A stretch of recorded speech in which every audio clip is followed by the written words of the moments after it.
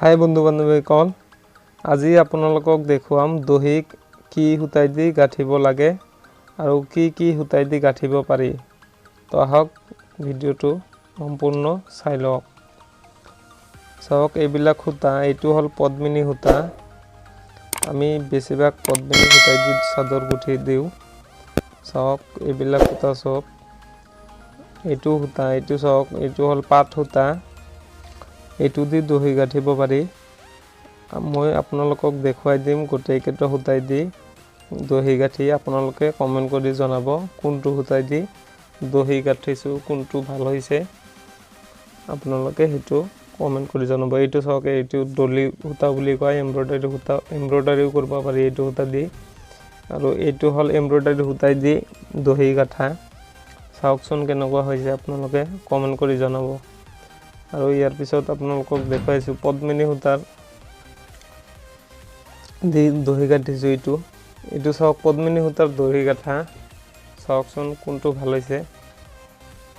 এইটো আপোনাৰ চাদৰৰ যিটো ফুল থাকে সেই ফুলৰ লগত আমি মিলাই দিওঁ, চাদৰৰ ফুলৰ কালাৰৰ লগত মিলাই। এইটো এটা কালাৰে আছে, সেইকাৰণে এটা কালাৰে দিয়া হৈছে। আৰু কিছুমান দুটা কালাৰ থাকিলে বা তিনিটা কালাৰ থাকিলে সেই কালাৰ মিলাই আমি দহি গাঁঠি দিওঁ। চাওক এইটো তিনিটা কালাৰ আছে, বগা, নীলা, গোলাপী, তিনিটা কালাৰ কিন্তু দহি গোঠাত দিয়া হৈছে। আৰু এইটো হ'ল পাট সূতা। চাওক পাট সূতাটো কেনেকুৱা আৰু কোনটো সূতা দি চবতকৈ বেষ্ট হৈছে দহি গাঁঠা আপোনালোকে জনাই দিব।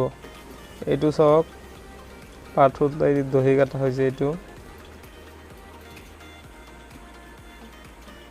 প্ৰত্যেকটা সূতাৰ নিজা নিজা এটা ডিজাইন আছে আৰু প্ৰত্যেকটা সূতাৰ ডিজাইনো বেলেগ হয় গোঠাৰ পিছত। আৰু দহি কেনেকৈ গাঁঠিব লাগে চাওক, মই দেখুৱাই দিছোঁ। চিম্পুল, একদম সহজ পদ্ধতি এইটো।